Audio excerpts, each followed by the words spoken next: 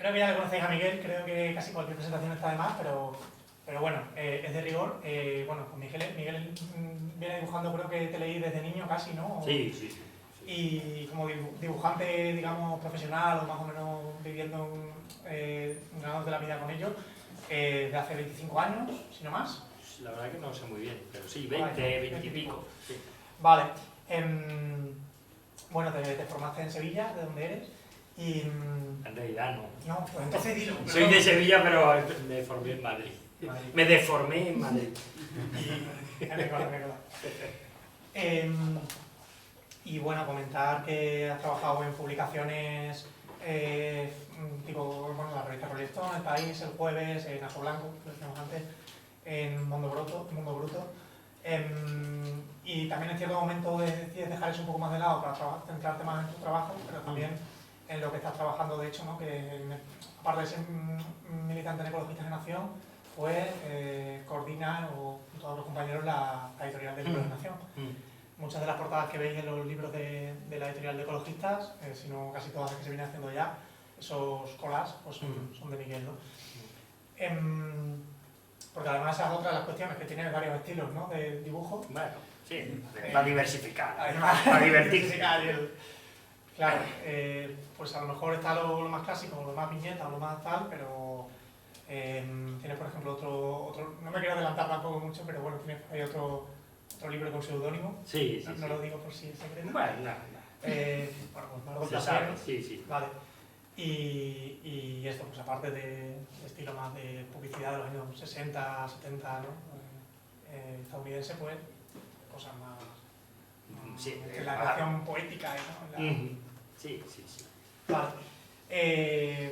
Bueno, no me enrollo mucho más, porque ya conocéis lo que hace Miguel, ¿no? Un estilo crítico, pero que intenta buscar la reflexión mediante cuestiones políticas, o sea, filosóficas, antropológicas también. Y digamos que sabe referenciar muy bien cuestiones que van más allá, que tú has leído, que te mola, y sabes un poco enlazar por eso con bastante acierto. Y yo creo que ya sí que me callo. Te doy la... Bueno, en realidad, bueno, antes que nada quería agradecer a la Enredadera por esta invitación. La verdad que estoy flipando con el sitio, y a Javi por ser tan generoso y haberme acompañado, y bueno, y a Jesús también, porque mañana vamos a prolongar esto un poco en la Escuela de Arte, ¿no? Con una charla y un taller. Luego lo siguiente, a ver, yo normalmente en las presentaciones del libro yo traía estas imágenes un poco porque a veces, si realmente estoy yo ahí solo ante el peligro, pues entonces pongo un poco cuento mostrando las imágenes, ¿no? que vayan ilustrando, bueno, pues un poco el motivo por el que yo he hecho el libro y un poco los temas que se tratan en él, que son un montón, ¿no? Pero es verdad que si yo puedo elegir, y lo suelo hacer en todas las presentaciones, a mí me gusta mucho más hacer un formato que sea una conversación. En este caso con Javi, que está aquí conmigo, pero también yo diría con todos, ¿vale? Porque de hecho, para mí este libro, o en general casi todos mis libros, son un poco una excusa para hablar de cosas que creo que son importantes, que nos afectan a todos. Entonces, el libro en concreto, pues bueno, yo soy su autor y me gano la vida un poco de ello, pero que para mí es secundario, o sea, es más interesante lo que... Si realmente, si mi trabajo sirve para remover cosas y para desbloquear cosas tal vez que nos pasan a todos colectivamente, y también para sugerir a lo mejor caminos, que es lo que quizá creo que a día de hoy es lo que echamos más en falta, y por eso justamente estamos en este estado así un poco de aturdimiento y de, no sé, un poco de desesperanza, ¿no? de renuncia y de desidia, bueno, cada uno a su manera, ¿no? Y bueno, por eso digo que os invitaría a que intervengáis diciendo lo que os parezca en cualquier situación. Es verdad que ya por sí este formato quizá no es el que más invita a este tipo de cosas, ¿no? Yo por eso siempre prefiero hacer otros formatos un poco más caóticos o horizontales, porque muchas veces la disposición de las personas acaba, ¿no? Como manipulando cómo nos comportamos, ¿no? Entonces, condicionando. Entonces, bueno, pero si queréis, puedo empezar un poquito contando algunas cosas del libro y luego, si queréis, como van a ir saliendo temas así un poco... ¿cómo se llama? Manolo, perdona, si puedes pasar, gracias. Bueno, os voy a contar así con algunas de las imágenes. Trato de hacerlo rápidamente, pero para que veáis un poco de dónde viene el libro, porque yo llevo ya mucho tiempo, como ha dicho Javi, haciendo humor, sátira social, política, como queramos llamarle, humor gráfico. He ilustrado clásicos, he hecho libros para niños, en fin, a mí me encanta todo el rango, digamos, de lo gráfico, del dibujo, de la ilustración, el cómic, todo me flipa. Pero es verdad que por encima de todo ello, o siempre de manera soterrada, hay una inquietud que hay en todo mi trabajo, que es una inquietud como por entender, primeramente por entender yo, o sea, es casi como un trabajo de autoayuda, y luego hay también por lo menos un intento, o una intención, que no sé si siempre se cumple, de que eso llegue a la gente. O sea, de dar con fórmulas que sean agradables, que sean divertidas, pero que también arrastren algo de verdad, de esas verdades que te afectan y que te hacen, bueno, y que además nos permite, digamos, compartirlas, ¿no? Bueno, en este caso, este libro empieza, o es un material que yo he ido haciendo los últimos 4 años y da comienzo un poco por ponerle una fecha en torno a la pandemia, ¿vale?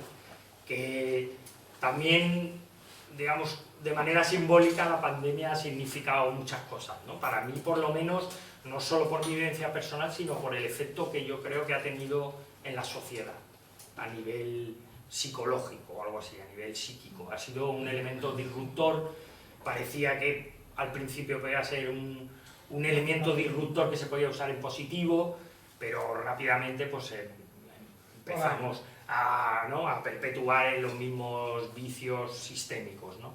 Pero sí, a raíz de la pandemia se han empezado a encadenar una serie como que las placas tectónicas, que nunca ves que hayan sido muy estables, de la sociedad, de repente han empezado a moverse, a crepitar de un modo especialmente inquietante, ¿vale? Entonces, yo en la introducción lo explico un poco y digo que es esa sensación como la de cuando compras con las bolas de estas esferas de cristal, como que son souvenirs, ¿no? Que si las agitas es como una especie de tormenta de nieve, ¿no? Pues la sensación como de si nos hubieran agitado la bola en la que vivimos todos, pero no cesa, el huracán no cesa. Y entonces no alcanzamos a ver bien el horizonte, porque estamos todo el rato como un poco confusos ante las partículas que no paran de moverse ante nuestros ojos, ¿no? ¿Vale? Como metáfora.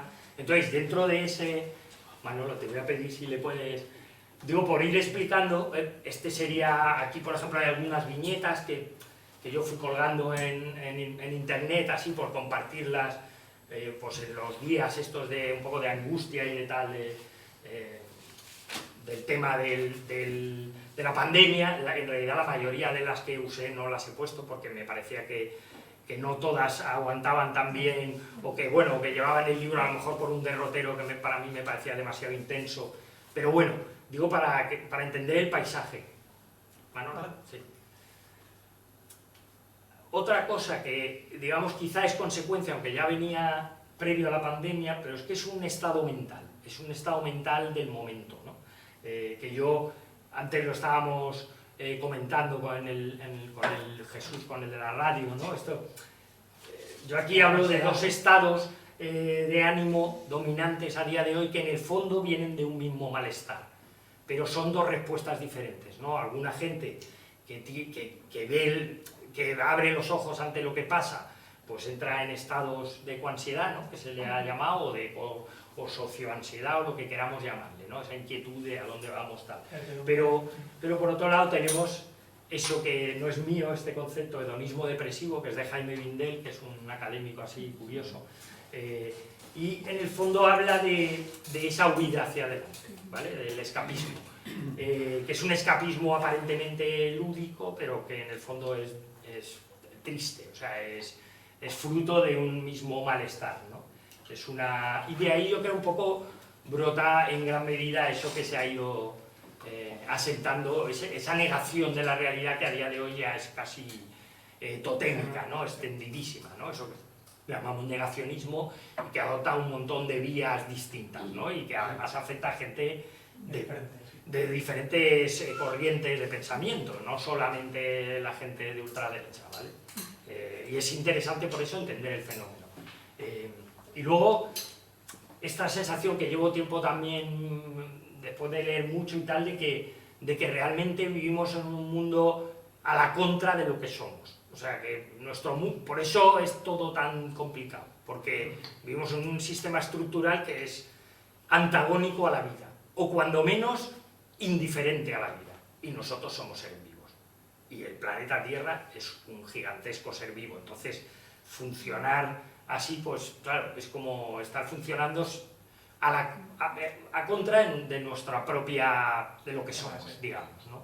Entonces, bueno, eso es interesante y además eso también es interesante porque una de las cosas que trato en el libro es de desvelar esos falsos mitos que nos hemos ido creyendo, como eso que el hombre es un lobo para el hombre, somos unos depredadores, somos individualistas, somos egoístas. Bueno, todo eso no tiene ningún fundamento, ni histórico, ni antropológico, ni científico. Es así, pero es una mitología actual y todos de algún modo hemos ido creyéndola, ¿vale? Bueno, pues eso hay que hacer un proceso de deconstruir eso, pues porque estamos, digamos, intoxicándonos y creyéndonos peores de lo que somos. Y claro, cuando uno cree, es como cuando estás deprimido y dices, es que no me sale nada, no puedo hacer. Pues estamos así, pero socialmente. Y todos los relatos que vemos y todo lo que nos contamos está un poco apuntalando eso, ¿no? Bueno, pues ese también es parte del estado en el que vivimos, ¿no? Uno de los temas, Miguel, que tratas en el libro, bueno, que Sí. vienes ya hablando hace tiempo, no es esto de cambiar los relatos precisamente, ¿no? Sí, sí. Como que, no sé si lo querías comentar luego. No, bueno, sí, pero es verdad que efectivamente es una cosa que... Nos queda como un poco dada, ¿no? El tema de que al final parece que todo lo que nos encontramos ocurre de manera natural, o sea que esos relatos los damos por... Sí, los por naturalizamos. hechos, y en realidad son incluso diferentes entre sí, vienen de sitios diferentes, incluso compiten, incluso cambian en el tiempo, ¿no? Sí. Y es verdad que muchas veces de los proyectos culturales, sean más o menos políticos, no nos damos cuenta, ¿no? De que se pueden cambiar. Bueno, es que yo para esto cuento siempre mi propia experiencia personal, que seguro que os resuena, porque yo de chaval, además mis dos padres son científicos, son médicos, entonces era la transición, salíamos de una dictadura, de repente era como que parecía que el país entraba en efervescencia, se construían hospitales, cosas buenas, y mis padres científicos y la democracia, y de algún modo yo en mi mente se iba creando un relato conforme fui creciendo de que, bueno, de que los humanos habíamos sido pues tendentes a lo irracional y a las mitologías y tal, pero que bueno, que ya después de mucho esfuerzo, pues ahora nos regíamos, digamos, por el sentido común, el Estado de Derecho, la democracia, la razón, ¿no? La razón ilustrada, etcétera, etcétera, ¿no? Pero claro, yo poco a poco que fui creciendo, se me iban cayendo los palos del sombrajo, porque eso era al revés, o sea, según estudiabas más, según indagabas, según veías a tu alrededor, tú veías que los comportamientos, reconocías cada vez más patrones y comportamientos absolutamente irracionales, fanáticos, o lo que sea, mitológicos, religiosos, etc. Entonces, bueno, eso creo que es importante, o sea, darnos cuenta de que los seres humanos antropológicamente somos básicamente unos seres que, como nos hemos desligado del instinto, que es lo que dota a los animales de sentido, pues el instinto natural, pues eso lo hemos ido sustituyendo por la cultura. Y la cultura es un relato, todo es un relato. O sea, no hay nada, digamos, no hay una cultura natural del ser humano. Todo el ser humano es un constructo, es una invención, ¿vale? Y ya está, entonces nosotros llevamos como nuestro volante, pero al mismo tiempo no somos conscientes de que vamos manejando ese volante.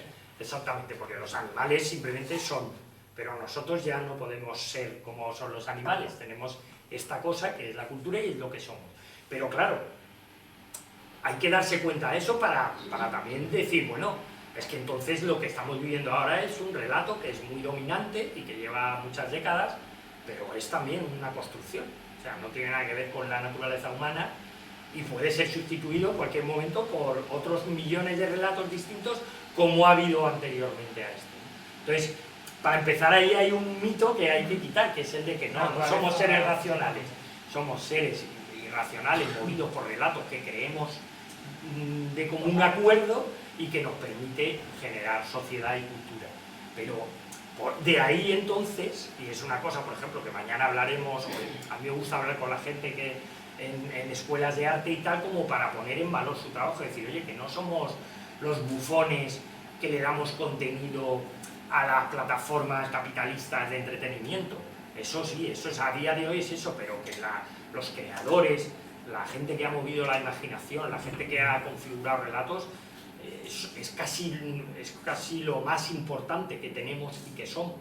O sea, también para poner en valor realmente a los creativos, que muchas veces, y creativos hablo de todo el mundo, lo que pasa es que a día de hoy en nuestra sociedad tan segmentada, pues están los que se consideran creativos y los que no, pero la creatividad, igual que el humor, es un don de todas las personas, ¿no? O sea que...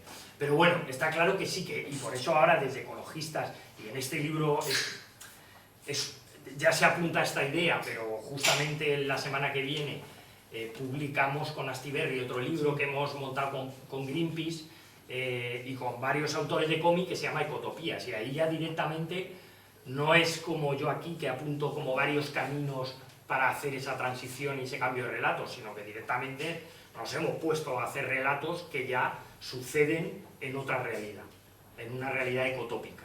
Bueno, pues es el tipo de cosas que pueden cambiar los imaginarios colectivos. Efectivamente, estar en casa todas las noches viendo en Netflix una distopía, eso no nos va a sacar de ningún sitio. Eso es un mantenimiento, o sea, eso es la aceptación de esto, de la actualidad, porque las distopías de ahora de entretenimiento son para pasar el rato y básicamente para que digan, bueno, mira esto con los zombies, con los no sé qué, pues tan mal no estamos nosotros, que todavía no tenemos zombies. Entonces, por un lado, a lo mejor, o sea, como bien dice, bajar los ánimos, ¿no? El entretenimiento al final siempre tiene una función política cuando ha sido malo, ¿no? Cuando la cultura se ha convertido en entretenimiento, pero está también ahí un poco, ¿no? Se juega ahí en esas grandes producciones, ¿no? Ahora que dices, pues Netflix y tal. El tema de quitarnos quizá la capacidad de imaginar o reconducir todas esas cosas que se nos ocurren en esos pequeños esquemas a esas grandes superproducciones que al final van creando un patrón de lo que es el ser humano, de lo que es la naturaleza, de lo que es social, de lo que es la alteridad de otro, y que al final, pues, como somos racionales y nos estructuramos en cosas previamente conocidas, lo cual no es malo en sí mismo, digamos que, claro, eso tiene mucho peso, ¿no? Porque esas grandes corporaciones tienen los medios técnicos, decías tú antes, muchas veces no tienen ni la imaginación, muchas veces el sistema hace refritos o tira otras cosas. Sí, bueno, o está entrenando inteligencias artificiales para que más o menos hagan ya el refrito ellos de toda la basura que hay, para hacer nueva basura que ya ellos puedan comercializar sin ni siquiera pagar a autores. O sea, básicamente esa es la jugada, es una jugada de extracción de capital de aquellas áreas que todavía no han sido copadas, igual que lo están haciendo ahora con la sanidad, o con la educación, o con la vivienda, ¿no? Pues son ya, ya no, el capitalismo ya no es productivo en sí, porque la productividad, o sea, el capitalismo no se sostendría sino porque se hizo la liberalización financiera que permitió la especulación a nivel brutal, que es lo que mueve y lo que crea ficticiamente el 90% del dinero o más que hay en el mundo. O sea, realmente, antiguamente las economías se asentaban en una realidad productiva de los países y eso ya no existe. O sea, eso está desligado. Exactamente. Eso ahora se ha desligado. Entonces, bueno, pues lo que se busca es extraer de hasta debajo las piedras, ¿no? Total. Sí, sí. No, y sobre todo también cuando se habla de medio ambiente y de cómo se van perdiendo ecosistemas, no nos damos cuenta de hasta qué punto también la cultura humana se está perdiendo en un nivel de complejidad y de variedad increíble, ¿no? Ayer lo veía en el documental este de Werner Herzog, del documentalista este alemán, que es buenísimo, y él decía, es increíble la cantidad de culturas, lenguajes, mitologías, relatos, etcétera, que se están perdiendo cada día en todo el mundo, ¿no? En este proceso de Netflixización o de homogenización. Claro, al final una sola cultura universal que además ni siquiera es del todo humana, sino que empieza a estar muy manipulada por robot, o sea, que Sí, es sí. un simple medio. Porque previo al algoritmo ya era la mentalidad del ejecutivo, ya ese Claro, era... por eso el algoritmo es lo que es. Exacto, el algoritmo es la prolongación tecnológica de esa mentalidad eso es, sí, reducida, ¿no? O sea, sí. No, y que es impresionante, ¿no? La variedad de culturas porque con la globalización podríamos pensar, bueno, pues cada vez son los productos más homogéneos, ¿no? Digamos que la realidad que van construyendo está ahí fuera, ¿no? Y condiciona nuestras vidas y demás. Cada vez el entorno es más todo igual, no solo los productos, ¿no? Sino pues las ciudades que decíamos antes. Pero es que, claro, ya es la subjetividad también ante la reproducción tan bestia. Porque puede parecer que esto lo inventó Hollywood, pero en realidad la calidad de imágenes, de producción, nivel de películas, de series que representan la vida tal cual es, mentira, ¿no? Siempre se parece mucho, pero mira por dónde que va, a dónde quieren, ¿no? Es como ese falso espejo, ¿no? Ya no son solo los productos que nos rodean, son sobre todo algo en lo que no habían entrado tanto, ¿no? Que lo hablábamos antes y lo comentabas, ¿no? Que eso, bueno, esa brecha, ¿no? Que es la subjetividad, cuando te vas a casa o cuando tal. A lo mejor desde ahí no se cambia mucho la economía, pero por lo menos era una trinchera de resistencia, ¿no? Sí, era un espacio, digamos, ajeno a la injerencia del dinero constante, pero simplemente al haber introducido en el espacio doméstico toda la tecnología esta, que no dejan de ser terminales de estas grandes corporaciones, pues digamos que lo tenemos ya constantemente, ¿no? Ahí, de esto en el libro también hablo bastante porque es un tema que me preocupa bastante, y además me preocupa no solo como observador, sino como, por ejemplo, como padre de un niño de 11 años que está mamando esto y que el sistema educativo en una escuela pública, pues de repente se apoya mucho en pantallas, no sé qué, de todo tipo, las aplicaciones que ahora las usa en casa, como apostando todo a un modelo que además es un modelo que objetivamente, materialmente, tiene muy poco recorrido, ¿vale? O sea, todo el... Claro, aquí ya entramos en hablar un poco de cuál es el estado real del mundo en el que estamos, ¿no? Y ahí, pues para eso yo he aprendido mucho leyendo los libros de ecologistas de Nación, o sea, en parte me metí a colaborar con ellos porque muchos de esos libros me revelaban cosas que, a mi entender, eran las cosas más relevantes que hacía falta saber, ¿no? Y, por ejemplo, entender en qué punto estamos a nivel biofísico, a nivel energético, a nivel de los sumideros naturales, de toda la basura que estamos fabricando. O sea, entender ese estado y entonces a lo mejor cuando uno hace cábalas y ya te haces una composición del lugar, dice, vale, con lo cual las inteligencias artificiales y esta digitalización tienen los días contados, pero muy contados. Solo que, como es lo que mueve ahora el modelo económico, pues ¿no?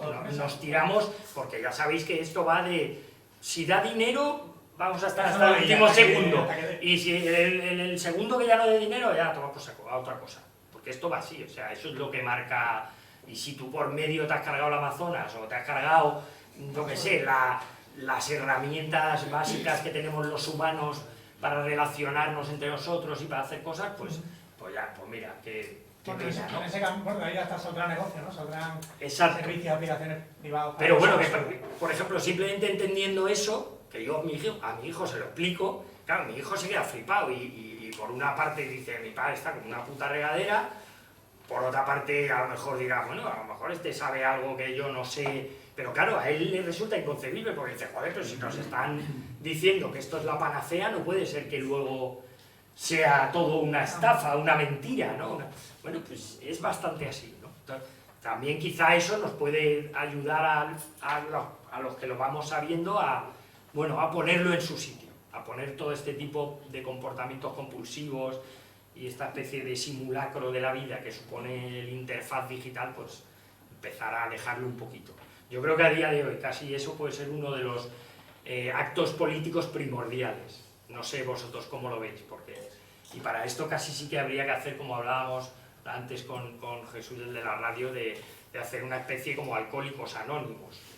O sea, sí, porque es así, ¿no? Ni siquiera se me ocurrió, esto se le ocurrió a una amiga mía que empezaba tratando de montar una cosa como de una economía digital y lo llegó a montar, existe por puntos y tal, y ella apoyaba su trabajo con estos grupos en los que la gente compartía de manera así, poniendo en común todas las contradicciones que tenemos, como para justamente encontrar un poco un apoyo o fuerza para tratar de vivir de otra manera, ¿no? Dentro de aquí no hay dogmatismos, o sea, esto es una cosa que a priori tendríamos que hacerla por cada uno según sienta su inclinación o según sienta su capacidad, pero creo que eso está bien, porque también enseña a los otros justamente lo que decía antes Jesús, el de la radio, ¿no? Que tenemos este mantra de que no podemos ir hacia atrás, ¿no? Todo tiene que ir hacia adelante. Bueno, pues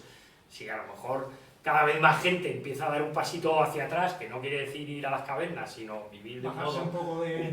claro, bajarse de esa vorágine, pues a lo mejor también hay gente, por ejemplo los niños, que dicen, ah, mira, que esto no es unidireccional, o sea, que aquí hay más matices, que, bueno, pues ese tipo de cosas creo que es importante planteárselas, no sé. Sí. No, totalmente, el ver referencias a ideas, que esto se puede hacer, yo creo que muchas veces lo que nos da libertad, ¿no? Observar a otras personas, porque luego nadie es libre para todo, ¿no? Cada uno tiene facilidades para unas cosas exactamente. Y cada persona te puede inspirar en algo, ¿no? Y somos muy miméticos, o sea, ahora está la fantasía de que somos individuos súper especiales, que es toda una mentira absoluta, somos muy parecidos, somos muy iguales, y nos sirve de mucho el ejemplo que vemos en los demás, totalmente. Y lo que nos contamos con los demás. De hecho, joder, casi que me cuesta pensar en algo que hagas por primera vez y que no lo hayas visto de alguna manera. O sea, que te lances a hacer algo que sea completamente diferente, bueno, es que eso probablemente no exista, ¿no? Sí. Sin embargo, es verdad que vemos tantísimas cosas desde que somos pequeños que algo que solo hayas visto 2 o 3 veces y dices, esto me mola, ¿no? Y a veces son cosas que tienes ahí en la cabeza o alguna idea que has visto a alguien hacerlo hacer un montón, y a nivel artístico, a nivel de intervención de calle, pero claro, hay tanto bombardeo que faltan los ejemplos. Claro, lo que pasa es que hay un bombardeo de un mismo tipo de ejemplos en una misma dirección, ¿no? Está muy descompensado, no tenemos ese otra cosa que nos contraste la balanza, ¿no? Que la compense un poco. Por eso pienso que dar un pasito atrás en todo esto, y sé que es complicado, ¿eh? O sea, sé que es... porque esto es droga dura, o sea, ríete del fentanilo.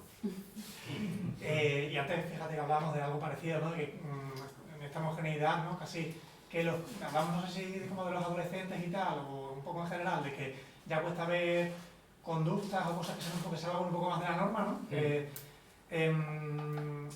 Y quizá tiene que ver, por un lado, con esto que hablamos ahí cuando estábamos comiendo, de que nunca en ningún momento de la historia como ahora han tenido tantos medios técnicos de reproducción de las mismas imágenes, vídeos, tal, que se hacen en sitios muy concretos y se reproduce luego hasta la saciedad, ¿no?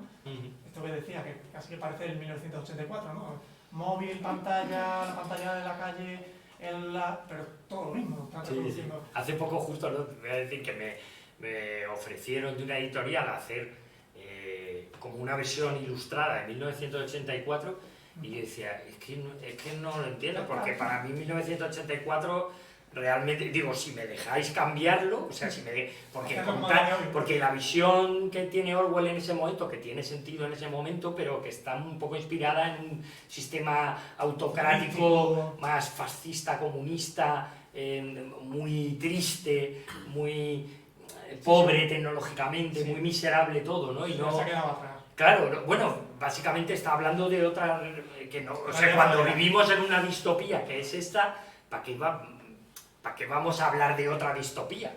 ¿Sabes? Distinta, que nos haga incluso olvidarnos, sería más bien hacer hincapié en esta, ¿no? Por eso, bueno, yo al final vi que no tenía mucho sentido. No tiene mucho sentido, no. Está claro que en 1984 hay algunas claves, pero dices, es que al final lo han hecho mediante lo otro, ¿no? Mediante la felicidad, mediante... Porque para una peli muy bien, pero para un planeta entero sería muy difícil. Además que es rentable también que la gente sea creativa a veces y que sea feliz a veces. Bueno, exactamente. Feliz no lo sé, pero... Bueno, hace que el sistema, el modelo sea más eficaz. El capitalismo, como no es un ente aparte, sino que lo adaptamos nosotros, pues los humanos, somos los siervos del capitalismo, vamos adaptando el capitalismo para que se amolde a nosotros. En la medida de lo posible, dentro de que es un modelo que va en contra de nosotros. Pero desesperadamente tratamos de humanizarlo para poder vivir bajo una Bajo cosa el- antropológicamente imposible, o sea, que es el capital. Literalmente. Bueno, en ese sentido también, o sea, como que ver que efectivamente que hay posibilidades, porque aunque estén las cosas muy, muy marcadas, los que hacemos las cosas a veces con más capacidad de decisión, a veces con menos, somos nosotros, y ahí también hay una pugna permanente con el poder. Es decir, que no es este rollo de conspiración total en el que, no, que todas las personas se levantan por la mañana a trabajar y el mundo tal como es, pues es lo que hace la gente, y ahí hay mucha capacidad, ¿no? Claro, es una supraestructura, porque Carlos Liria lo explica como comparándolo con el lenguaje es una supraestructura, pero nosotros lo usamos sin ser conscientes de la estructura. No estamos todo el rato diciendo, bueno, ahora un adverbio, ahora un no sé qué, ahora el complemento directo, no, o sea, pero existe, exactamente, está integrada, entonces mucha gente o sea, puedes hablar maravillosamente sin haber estudiado sintaxis ni gramática en tu vida, pero la estructura está, y si no estuviera no podrías hablar. Pues es algo parecido, ¿no? El capitalismo es una estructura invisible, pero que lo está en todo, ¿no? Y la necesitas para pensar incluso, ¿no? El lenguaje. Bueno, ya está integrada en nuestra cosmovisión, o sea, pues eso, ya hasta mitos, entonces somos seres que nos hemos constituido en seres capitalistas, aunque eso es un oxímoron porque un ser vivo y capitalistas se niegan el uno al otro, pero bueno, los humanos somos muy buenos para rizar el rizo, sí. Te quería preguntar, Miguel, por no por ir enfocándolo desde perspectivas de trabajo y tal, pero por ese otro trabajo que hiciste que me moló mucho, el de la gran aventura humana me flipó, porque metía muchas reflexiones que había visto que también. Hay algunas. Además, cosas así, algunas más como cotidianas, a lo mejor ocurrencias de momento, con otras como de lo que venimos hablando, ¿no? Citando a Mumford, citando a... pero me gustó mucho el de Diario de un emprendedor. Sí. Y cómo se te ocurre un poco la historia de crear ahí, porque estaba muy en relación con lo que estaba pasando, precisamente, ¿no? Que lo había hecho sobre título, ¿no? Sí. Y esa relación de lo que está pasando a nivel colectivo y lo que le pasa a este personaje, ¿no? Que casi raya la locura, me la has recordado con todo el tema de la estructura, ¿no? De cómo va cambiando una constante causa-efecto entre la estructura social y este personaje, ¿no? Que está sumido en la precariedad y está... Sí, ahí fue un poco el único cómic que he hecho, se llama Lo que me está pasando, Memorias de un emprendedor, y era, bueno, pues en el contexto así un poco post-15M, pues un personaje que un poco representaba a todo el mundo, pues una persona joven de 30 y poco que ha hecho una carrera, que ha hecho geología, que le gustaría tal, pero que luego está currando de lo que puede, de una manera pues también como con muy poca ilusión en la vida, ¿no?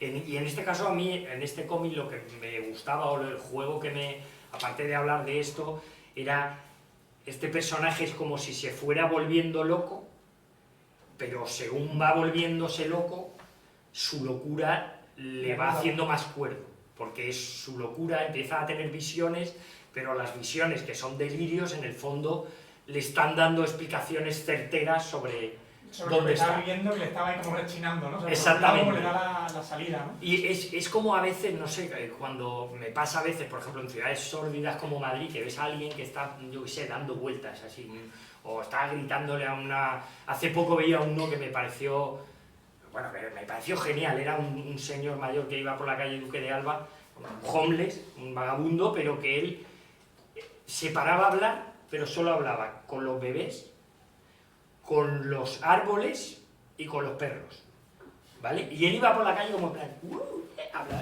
y a un árbol le decía, tú y yo. O sea, tenía... Y yo digo, es que hay veces que lo más cabal en una situación desquiciada es volverse loco. O sea, de hecho, la locura no deja de ser a veces, o eso que llamamos locura. Un poco, ¿no? Bueno, es una escapatoria para tu mente, no es capaz de asimilar. A ver, estoy hablando de locuras que no de base psiquiátrica, o sea, de que se te ha desregulado el cerebro y no te Claro, no a nivel químico. Exacto, porque eso son ya otro tipo de patologías. Yo digo de la gente que ante situaciones insoportables humanamente, pues haces una huida. Por eso, de algún modo, antes hablaba del negacionismo y de este hedonismo, no sé qué, y se puede entender, es muy humano, es muy entendible. Sí, además un nivel de complejidad de la sociedad, de dónde está uno, de que todo cambia cuando ya quiere tirar por un lado y reacomodarte a nivel individual. Cambian, ya no digo a nivel tal, sino cambia tu ciudad, cambia todo tan rápido. Sí, sí, está cambiando ahora todo. También eso es una cosa de lo que estaba yo contando, esa sensación de tal, es como todos los cambios se van acelerando cada vez progresivamente.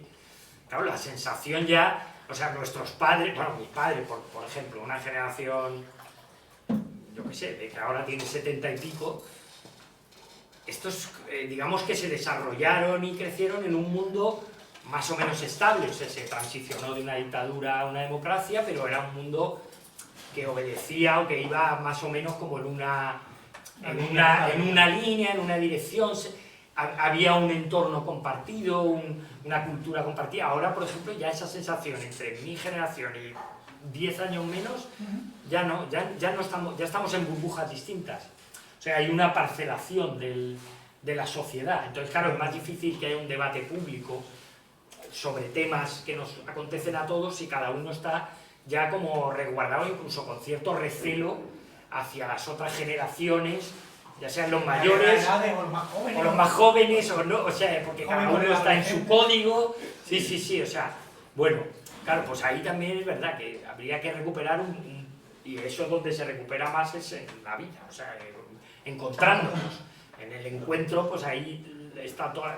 Las familias al final acaban siendo un poco el último reducto de ese espacio ajeno al dinero en el que coincide gente de distintas generaciones. Es verdad que antiguamente eran familias mucho más ricas y numerosas y entonces aquello era un festival. Ahora estamos ya al borde de lo que hemos comentado antes. Exactamente, o sea que ahora, pues bueno, las familias a veces se reducen a dos, ¿sabes? Porque uno no puede ser familia, puede ser, ¿no? al final los llamarán familia también. Uno y su robot, ¿no?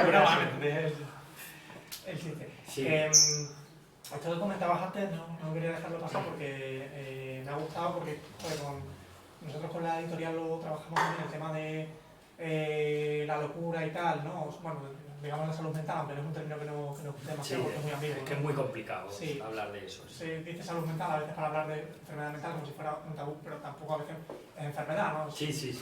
Son desajustes que tienen más que ver con la estructura social, precisamente.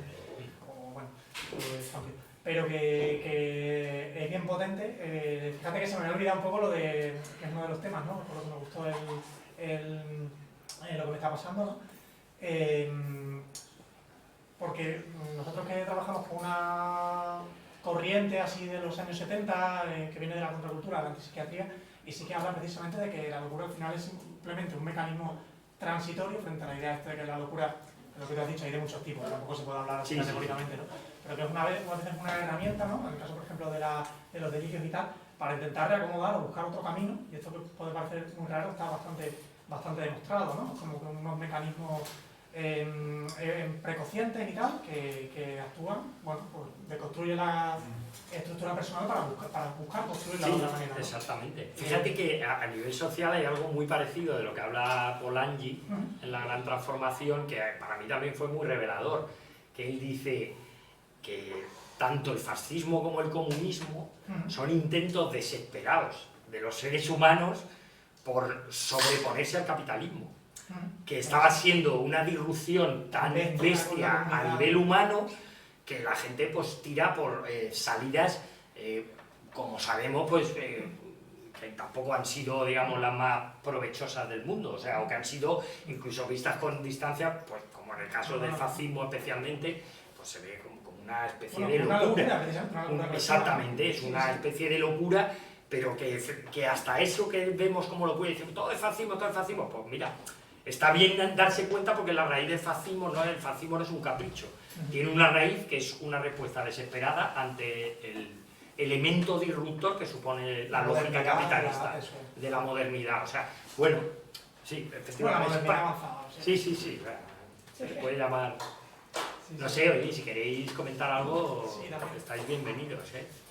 Sí, a mí me gustaría, aparte de las cuestiones de fondo, me resulta curioso los aspectos de forma, de estilo gráfico, de influencia, con contaras un poco, si trabajas en digital, que me hablaras un poco de eso. Yo dibujo siempre en papel y con tinta china y pincel y eso, o sea, eso me gusta porque como ya justamente estamos hablando de que estamos hasta aquí de pantallas, yo no... Pero es verdad que luego voy a las escuelas y ahora, y sobre todo la gente joven, prefiere el digital, es verdad que te da unas posibilidades infinitas, no lo sé, yo no sé si va a haber energía ni materiales para sostenerlo eso mucho, pero entiendo que mientras dure se puede hacer.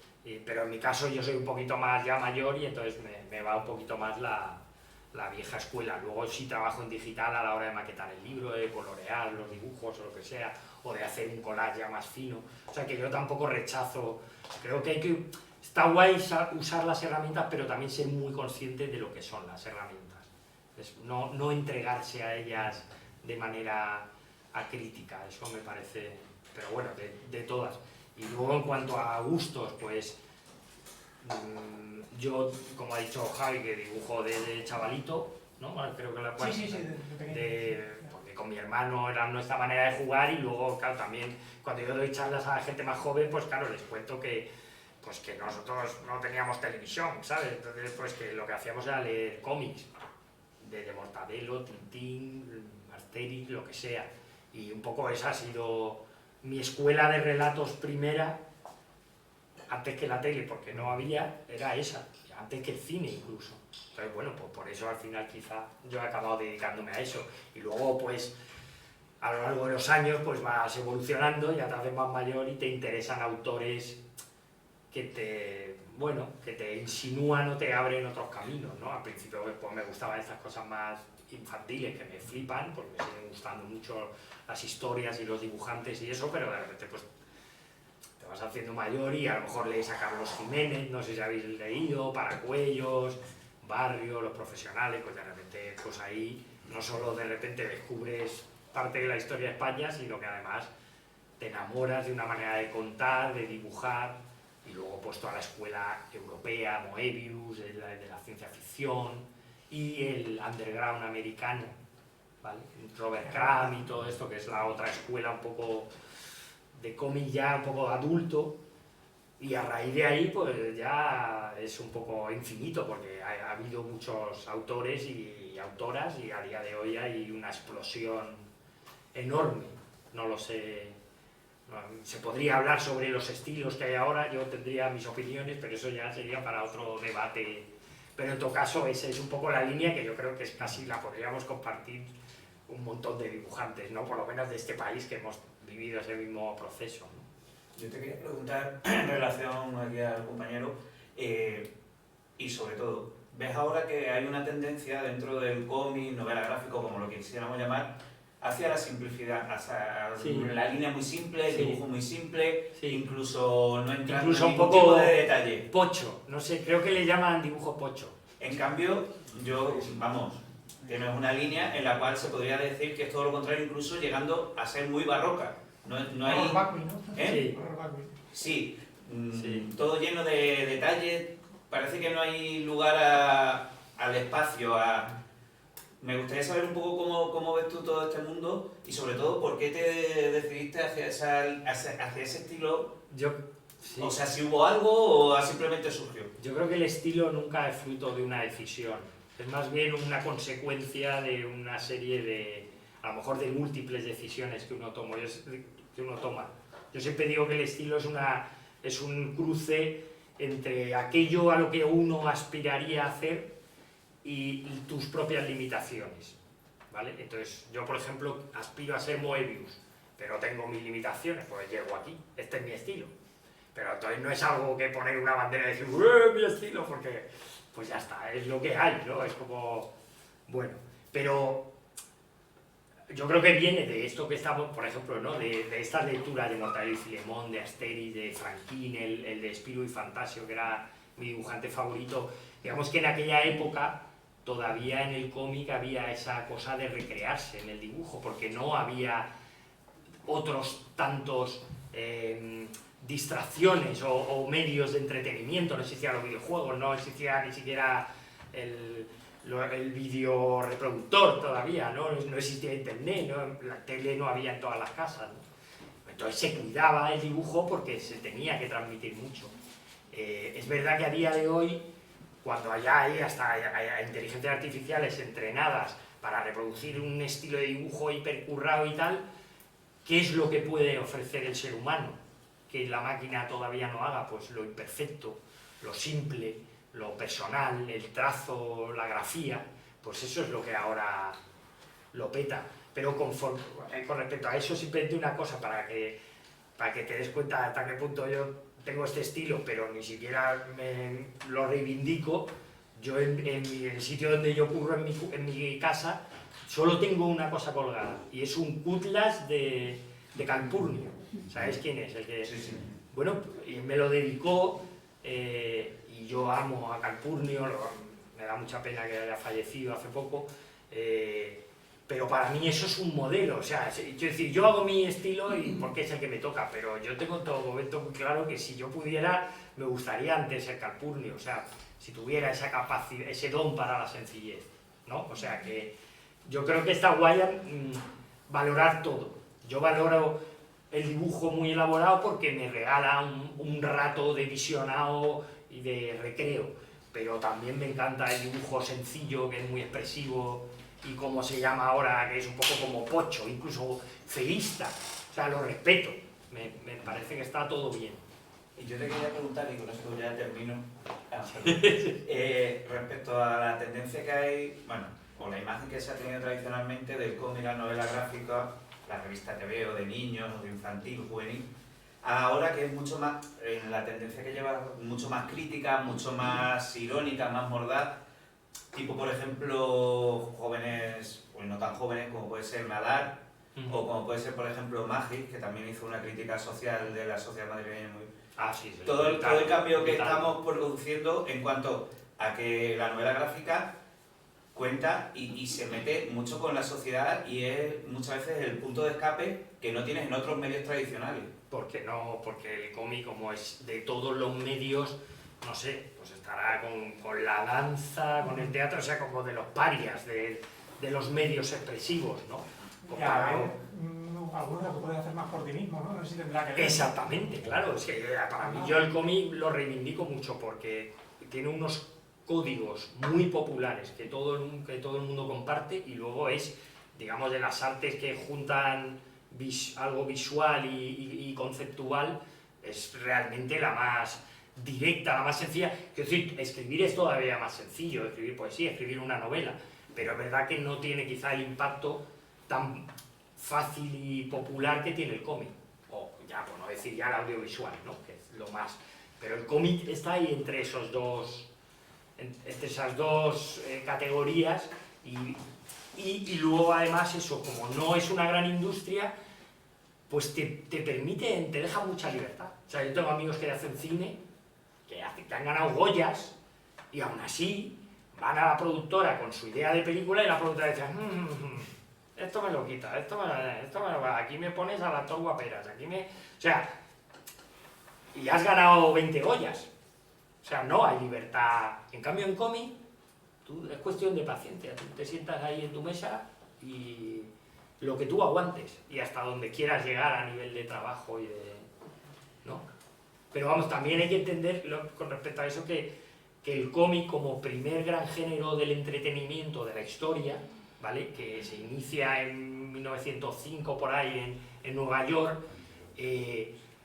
se ha tenido que deconstruir a sí mismo, porque empezó siendo Hollywood. O sea, empezó siendo, y de hecho por eso se llama cómic, porque estaba pensado en término cómico y con un lenguaje muy sencillo para que llegara a toda la población de Nueva York, que en ese momento era muy inmigrante, había mucho analfabeto que no sabía leer, entonces había que hacer un género muy... ¿no? Una disciplina artística muy abierta, muy fácil, muy mainstream, ¿no? Entonces el cómic luego, cuando han llegado otras mucho más fuertes, la radio, la televisión, el cine, pues ha acabado siendo como de adultos, pero ha sido fundamentalmente de entretenimiento y muy ligado incluso a los niños, ¿no? Entiendo que construye tu relato desde, quizás, pienso yo, desde la crítica social más que la crítica ideológica.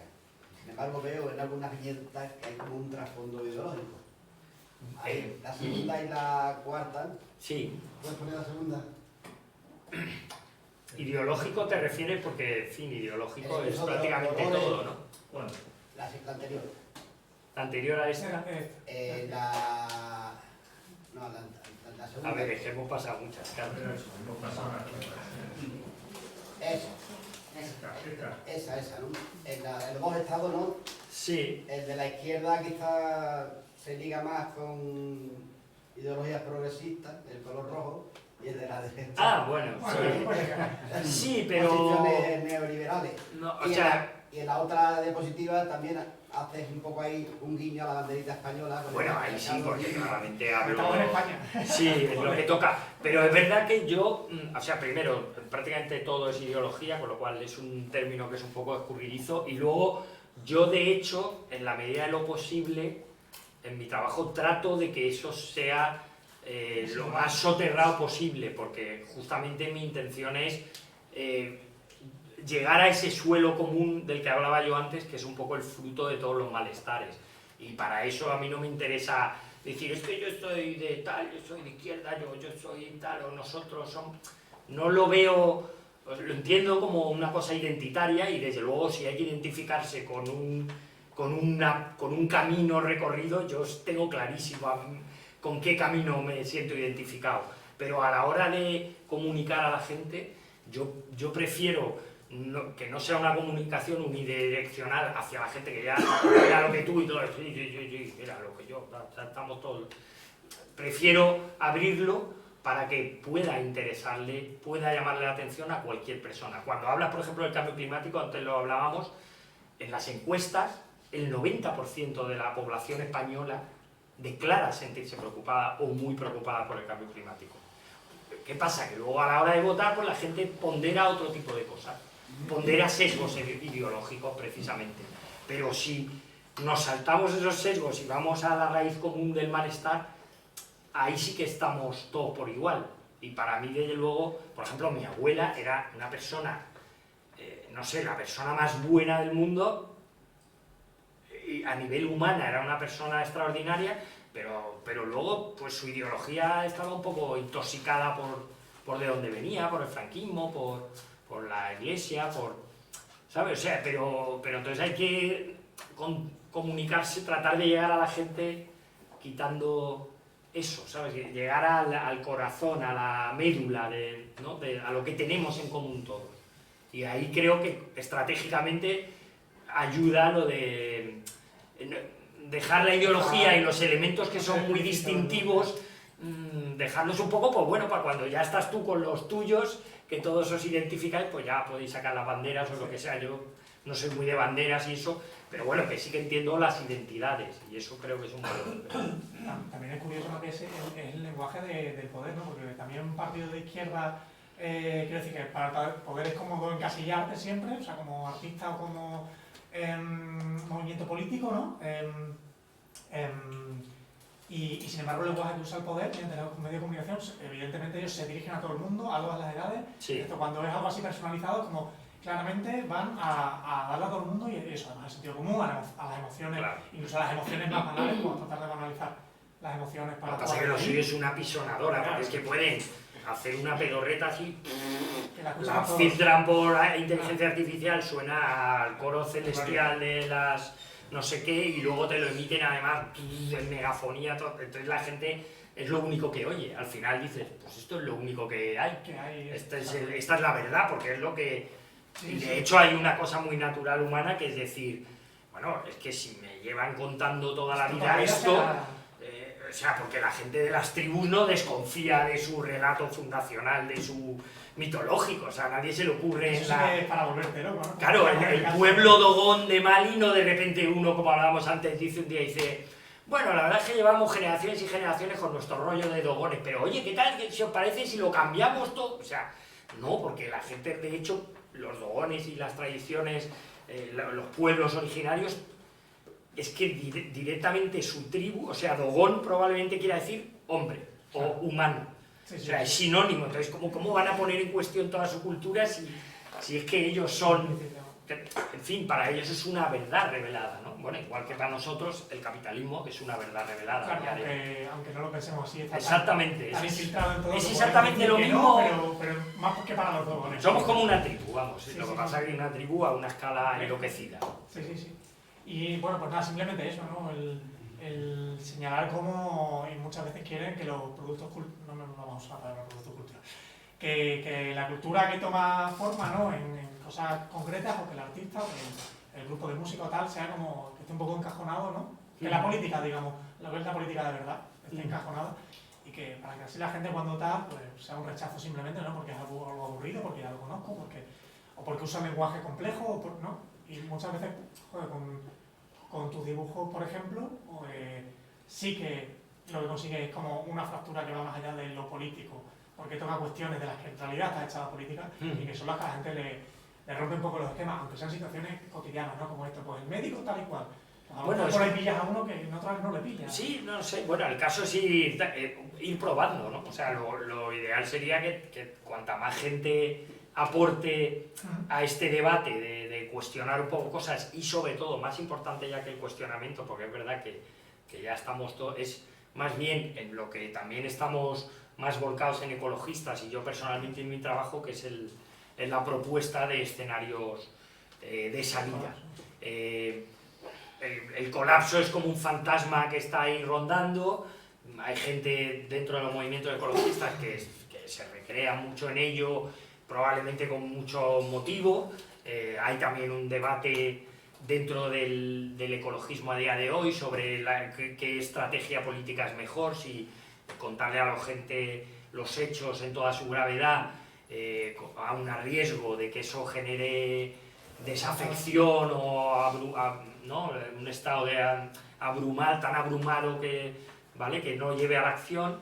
Y hay gente que sí, que piensa que a la gente hay que decir las cosas como son, y hay otra gente que dice que mejor no, que hay que jugarlo. Bueno, ese es un debate. Yo lo que sí creo es que más allá de este debate, que tiene su interés, lo que sí que claramente puede apuntar una salida o destrabar un bloqueo psíquico colectivo es simplemente ver alternativas y verlas cuanto más realistas hechas y cuanto más con un pozo humano de conservación de la vida, ¿vale? De la vida, tanto de la vida terrenal como de la vida humana. Ese sí es el tipo de cosas, y yo ahí sí confío mucho, porque justamente, como sé que no somos racionales, ese tipo de cosas sí pueden en un momento dado generar un movimiento que se escale un poco como una bola de nieve por una pendiente, porque de repente ahí, frente al relato este hegemónico machacón, que es verdad que es muy machacón, pero lo que tiene de malo es que es un relato muy pobre, muy inhumano, o sea, una mierda de relato, básicamente. Entonces, contraponer a eso algo que sea verdadero, que nos apele en términos humanos, que nos presente una realidad factible en los próximos años, en la que de repente ya estamos saliendo de este atolladero en el que estamos ahora atrapados, ese es el tipo de cosas. Claro, por eso en Netflix no lo vais a ver, ¿vale? Porque no sé si es por falta de imaginación o porque realmente son gente muy maligna, no lo sé. Yo no creo que sea casualidad, no sé si por ya el sujeto automático que es el sistema, o porque la gente también como que quiere ver qué es lo terrible para situarse, ¿no? Porque claro, también pero es verdad que cuesta ver en Netflix, ¿no? También hubo un debate con esto sobre la ciencia ficción, o sea, que sí. toca pues en 2018, 2019, sobre, hostia, bueno, es un poco esto que estás diciendo, lo que pasa es que hablaba de las novelas de ciencia ficción, ¿no? Sí. ¿Por qué siempre tienen que ser distopías cuando las clásicas muchas veces eran tal, o la novela obrera, ¿no? Que era lo contrario, no empoderante, quizás a veces muy idealista, ¿no? Pero era como, mira lo que es posible. Y, hostia, cuesta pensar una producción de Netflix que sea simplemente... todo para, o sea, se lucha por algo, puede ser difícil, pero se consigue. No hay nada que sea ni siquiera inocuo, o sea, todo está perfilado para una dirección, pero mira, hablando de ciencia ficción, ahí tenemos, por ejemplo, uno de los pocos reservorios de relatos verdaderamente de muy buen nivel y que nos hablan de otra cosa vienen de la ciencia ficción. Por ejemplo, una de las autoras mías favoritas, que cito aquí, que es Ursula K. Le Guin, no sé si la conocéis, que es una escritora norteamericana increíble, pues ella prácticamente toda su obra literaria es cómo usar la fantasía y la ciencia ficción para hablar de las cosas verdaderamente importantes para los humanos y de proyectar otras realidades humanas, ¿no? Y a día de hoy Kim Stanley Robinson, que es también un escritor norteamericano, él tiene varios libros que además él ha ido primero yéndose más lejos y luego ha ido como cada vez aproximándose más, hasta hace un año por ahí publicó un libro que se llama El Ministerio del Futuro. Os lo recomiendo mucho porque es un libro, puede ser de mayor o menor calidad literaria, pero es un libro que literalmente explica cómo se sale de esto de aquí al 2040 y pico. O sea, narra eso, o sea, cómo la humanidad se sale de esto y cómo la humanidad empieza a poner coto al cambio climático y empieza a cambiar todo su sistema organizativo. Y es una novela que no es de superhéroes, es bajada a la tierra con todos sus claroscuros, con sus momentos duros, con sus momentos súper ilusionantes, con sus momentos más... O sea, es ese tema. Yo cuando lo veo, o sea, leo eso y de repente digo, ah, vale, ya sé un camino. Es verdad que está inventado. Pero ya en mi cabeza hay un camino. Y ahora leo a otro autor y digo, onda, ya tengo otro camino. Y ahora ya tengo otro. Y de repente, cuando esos sean 300 caminos que tengo en la cabeza, de repente empiezo a contemplar que tiene sentido caminar en esa dirección. Sí, a raíz de lo que estás hablando me ha venido a la mente, ¿qué te parece entonces la sentencia esta de la Unión Europea, esta primera sentencia que le ha dado la razón a una asociación de Suiza porque señalaba que su país no estaba haciendo lo suficiente contra el cambio climático? Fundamental. Ese sería uno de los resortes, por ejemplo, que claro, no tenemos tan poca fe en los resortes de nuestros estados de derecho, porque como sabemos que son tan desastrosos, pero es verdad que pasa. Pinochet pasó los últimos años de su vida encarcelado, ¿no? Aunque fuera en una mansión. O sea, bueno, son pequeñas victorias, pero esto, bueno, a lo mejor es que en un momento van a tener que decir, bueno, si esto empieza a pasar en todos los países, o les hacemos caso y le damos la razón y entonces tenemos que empezar a poner coto a esto, o tenemos que acabar con los estados de derecho. Pero habremos llegado a ese punto y la gente a lo mejor dirá, bueno, pues como nos tenían que hacer caso, pues han acabado con las democracias. Bueno, pues a lo mejor eso también veremos, hace que la gente también se dé cuenta y valore realmente lo que es una democracia y no vote de esta manera tan irreflexiva, ¿no? Como se hace a día de hoy. También nos quejamos poco, ¿no? Es decir, que esas señoras se han unido todas para hacer una reivindicación, sí. Y aquí hay poco espíritu crítico y poco reivindicativo en cuanto a burocracia se refiere. Yo recuerdo en la Comunidad de Madrid, con todo el tema de Madrid 360, que yo me dirigía al defensor del pueblo diciendo que estaban vulnerando mis derechos en cuanto a vivir en esa ciudad. Entonces, el defensor del pueblo me contestó y todavía está abierto ese proceso. Claro. O sea, son procesos que... Todos los procesos legislativos, pues como lo de ahora de Gaza, o sea, por un lado están ellos bombardeando y por otro lado se ponen en marcha procesos que a lo mejor pueden llevar 10 años, ¿sabes? Pues, o sea, el Estado, o sea, las instituciones que podrían posibilitar una vida digna van a paso de tortuga y en cambio el turbo de la economía va sin frenos, ¿no? Y también te quería preguntar yo, ¿hasta qué punto te autocensuras tú a ti mismo? Es decir, en cuanto a tu producción de cómic y demás, o sea, en tus dibujos, ¿te has dado cuenta de que te llegas a autocensurar porque una ilustración o un dibujo a lo mejor sea muy crítico? Porque, yo qué sé, ahora mismo en la cultura se está viendo como a lo mejor inconscientemente nos llegamos a autocensurar porque dices, es políticamente... Bueno... Ya sé, sí, ya sé que tú tienes un recorrido, pero a lo mejor hoy en día Nazario, o sea, que sacar un cómic como Nazario o lo que sea, a mí me parece que ahora mismo no se podría hacer. Joder, manda huevos, porque vamos, el tío lo sacó durante el franquismo, efectivamente. Con unos nabos así. O sea, por eso, entonces, ahora mismo eso me parece impensable. Entonces, hay muchos dibujantes que ahora mismo se autocensuran porque piensan que lo mismo no... Bueno, pero entonces ahí está primando el deseo de un reconocimiento inmediato por O que sea encima de... inconsciente, ¿no? También que Bueno, tú mismo... Sí, sí, pero... A ver, pero si tú tienes realmente como autor o lo que sea, si tú crees que tienes algo que decir y lo tienes más o menos claro y además parte de tu deleite como creador es que eso salga tal como tiene que ser, no creo que nadie... yo más bien veo que se da o sea, que la gente se va acomodando al ecosistema que hay. O sea, que si tú quieres ser dibujante, pues si haces unos dibujitos costumbristas, simpáticos, que luego cuelgas por Instagram, en los que todo el mundo se ve reconocido como pequeñas cosas cotidianas, el dibujo tampoco exige mucho, la historia es simpática, pues sí, te va a ir mejor, te lo digo ya. Que si te pones a hacer que si tratas de hacer una cosa más elaborada, crítica, que haga que la gente que se incomode, claro, pero ahí ya está, digamos, ese primer paso de cuál es el objetivo de uno. O sea, si tu objetivo es simplemente vivir del dibujo, pues ya no sé, es que no es ya autocensura, es que tú ya te estás metiendo en un camino que es que ya está, que te da igual la censura, ¿no? Miguel, gracias por venir. Nada, un gusto.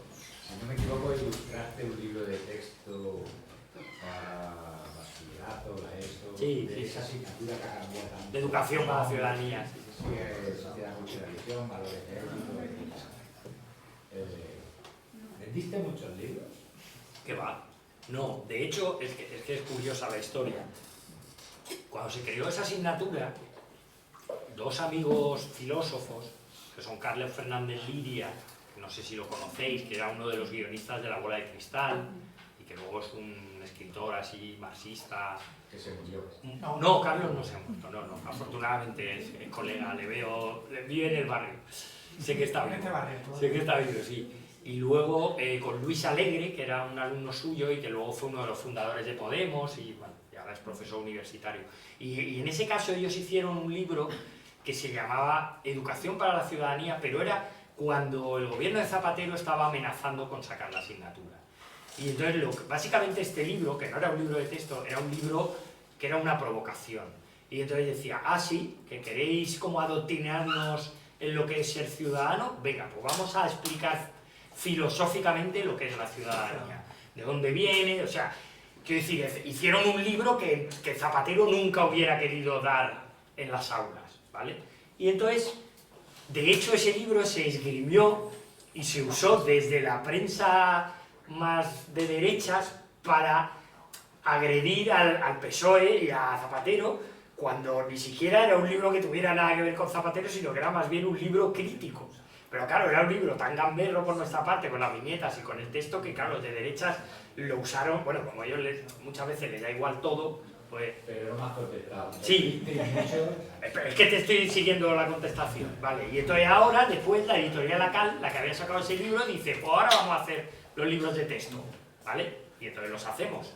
Hicimos unos libros de texto súper currados, que eran libros que eran como soltar una bomba de neutrones en un instituto, porque era, en fin. ¿Qué pasó? Que es que en ese momento pierde Zapatero y llega Rajoy, y entonces se carga la asignatura, pum, se acabó. No sé, yo, ninguno, no sé, se venderían 4 o no sé. Lo compré para mi instituto. Vale. Y un profe ultracatólico de filosofía Sí. lo robó y lo quemó, lo tiró o algo así. Te lo juro, ¿eh? Por eso te digo que como verás, muchos no se vendieron, desgraciadamente. No te censure porque los cristianos esos de internet te van a denunciar mil veces. Claro, o sea, Hazte oír. tendría que haber, digamos, un corpus social, o sea, una masa crítica social lo suficientemente grande y con ese espíritu crítico como para defender esos libros, porque de hecho es lo que hablábamos muchas veces, nosotros decíamos, es que un profesor de filosofía de instituto tiene que ser heroico para enfrentarse a todas las familias, a los demás profesores, mandando este manual, ¿no? Porque es que era ganarte... Era buenísimo. Claro, No claro. el precio, pero vendiste poco. Pero no, no, era bastante barato, yo sí me acuerdo de eso. O sea, lo veo el libro original. Sí, bueno, a ver, los precios que son los libros de texto, además que nosotros no hemos cobrado nada, yo no he cobrado un duro en esos libros, o sea, que es que No sé en qué habrán acabado, vamos, ni idea. Yo creo que el primero sí El que Aurera. Aurera, ¿no? Sí. Pero además está en PDF, yo creo que lo subieron ellos. Sí, O sea, yo digo el original. Sí, el primero. De ese, además, ese sí que se hicieron varias ediciones, pero los de texto... Además también los libros de texto, o sea, eso tú sabrás si eres profesor, pero hay una mafia también guapísima, ¿no? O sea que... Canalla. Canalla, editorial Canalla. Está buena. Está bueno. Voy a aprovechar porque no sé si queríais ir comentando, que hemos pasado como 4 Bueno. proyecciones y no sé si querían ir comentando así cosas en algún Bueno, momento. porque hablaba ahí, en este hablaba de las masculinidades, del feminismo, o sea, digo, cuando lo tengo preparado, que estoy yo solo, pero realmente a mí me parece, o sea, que si queréis comentar algo de algunas imágenes, hombre, hacia el final, a lo mejor, Manolo, por verlas del final, que son las que, bueno, veis que esto es con el planteamiento así. Sí, bueno, o vuelve luego a ella, si no, si vas a poner, quieres que ponga la del final, ¿no? Bueno, no, digo, porque es que como si, antes de que se nos haga así muy tarde, por ver alguna de las imágenes del final para que veáis, Vale. está ordenado como el libro y el libro va desembocando al final en esta idea de imaginar futuros posibles y deseables, ¿no? ¿Veis? Esto es como lo de capitalistas anónimos, están ahí comentando que sí ve que no ha abierto el WhatsApp en todo un día y que no vio ninguna serie y todos, ánimo Mercedes, venga, estamos contigo. Bueno, y aquí al final sí que, dale para atrás, Manolo, lo anterior. Esta sí que al final te tiraste por el dibujo simple, ¿eh? Aunque sea Bueno, para sí, verla, porque es pero- una coña con esto de Mr. Wonderful. Y Sí, si le puedes dar, Manolo, como 3 o 4 más atrás, perdona, pero quería comentar. Dale, dar unas cuantas, sí. Es que las cosas rápido, dale. Mira, ese era lo de... Sí, estas hablan un poco del tema de la máquina, ¿no? Sí. Perdona, dale un par más atrás, que creo que es la siguiente. Esta, ahora que se comentaba de Palestina, esto fue un proyecto que hicisteis, ¿no? De varios Bueno, ilustradores. Lo organizó Steve, que Sí. es un artista así muralista valenciano, la verdad que muy guay, que ha hecho también una falla espectacular este año, con 2 palomas ahí peleándose por una rama de olivo.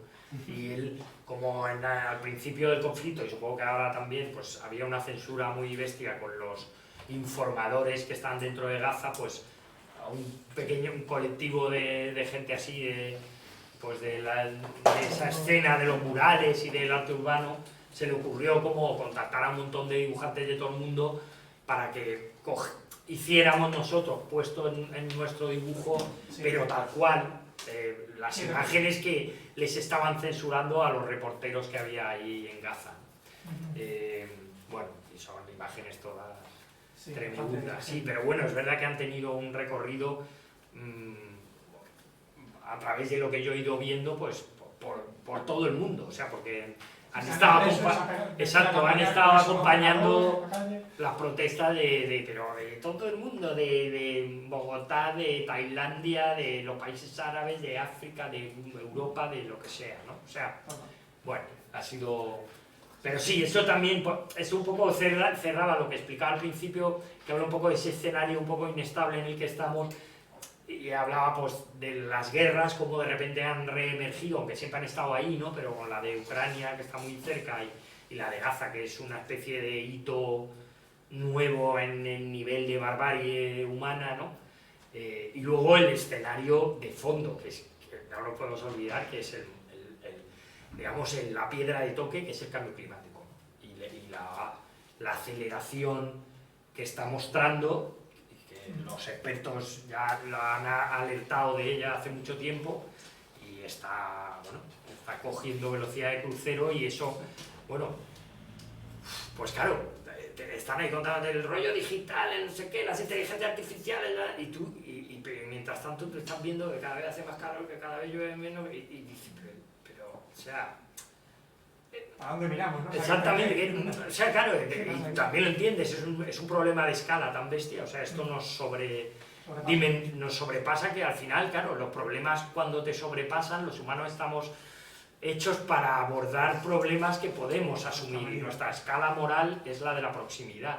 El vivir en un mundo amoral estructuralmente y luego enfrentarnos a problemas que son tan grandes que nos sobrepasan, o sea, es una dimensión excesivísima. Entonces, bueno, hay que ser consciente, pero es verdad que bueno, que a lo mejor uno no puede estar permanentemente ante la contemplación, o no todo el mundo puede asumir eso, ¿no? Y sobre todo porque los seres humanos somos capaces de abordar retos brutales siempre que esté en nuestra mano abordarlos. Claro. Cuando parecen retos que como la economía mundial, soluciona la economía mundial, o sea, no puedo estar en mi mano, o sea, yo puedo ser lo más respetuoso que pueda con las ideas que yo creo que son más lógicas y coherentes, pero yo no puedo solucionar eso.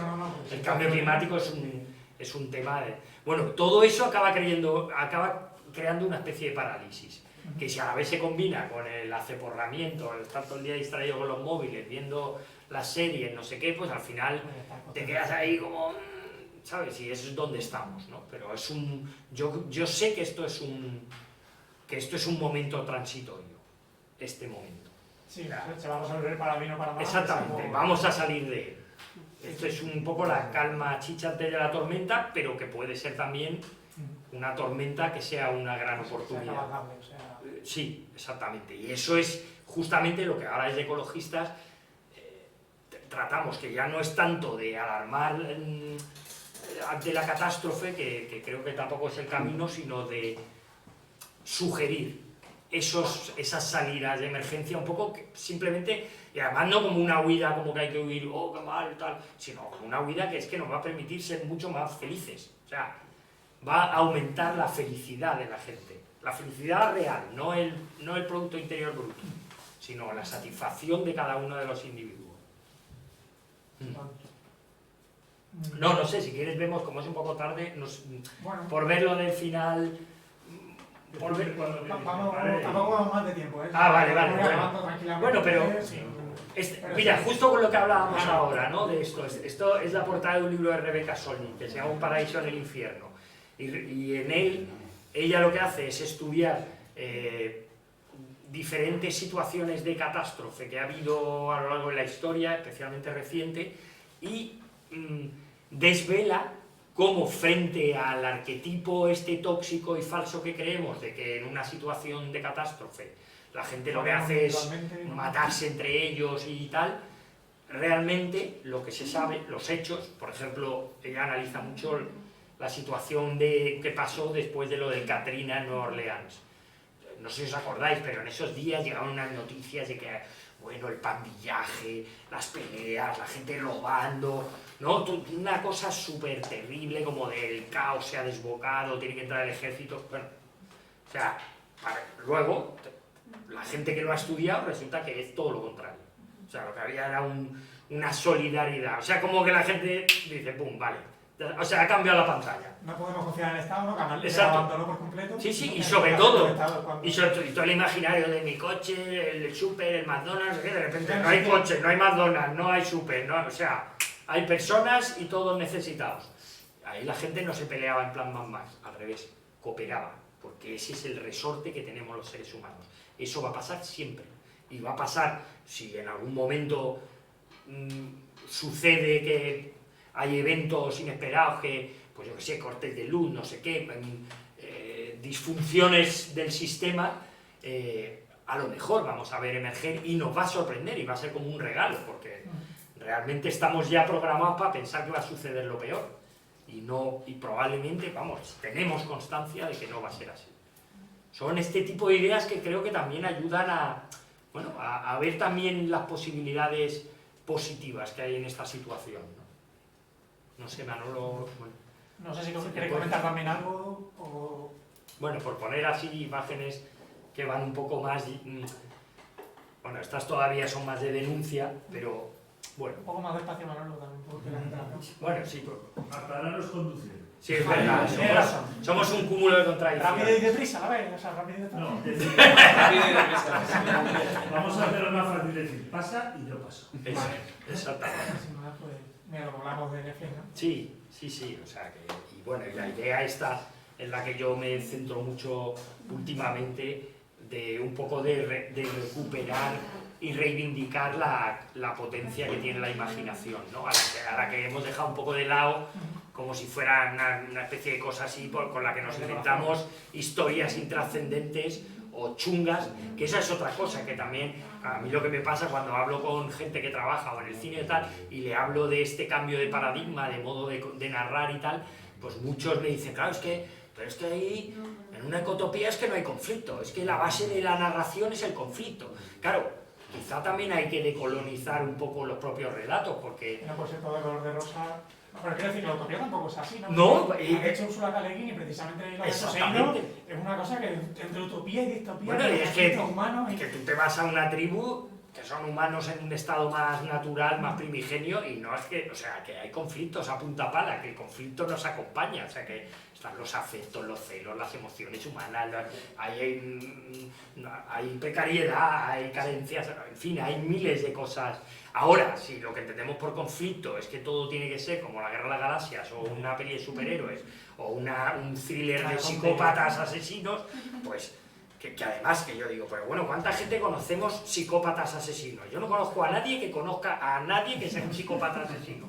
Y sin embargo, estamos todas las noches viendo historias de psicópatas asesinos. O sea, es un poco, no sé, parece ridículo, ¿no? ¿Qué clase al asesino a la katana? ¿El qué? Que le di clase Bueno, pues mira, ya conocemos pero este tampoco era un psicópata, era un chaval, ¿no? Mató a su madre, a su padre... Bueno, sí, era un poco psicópata.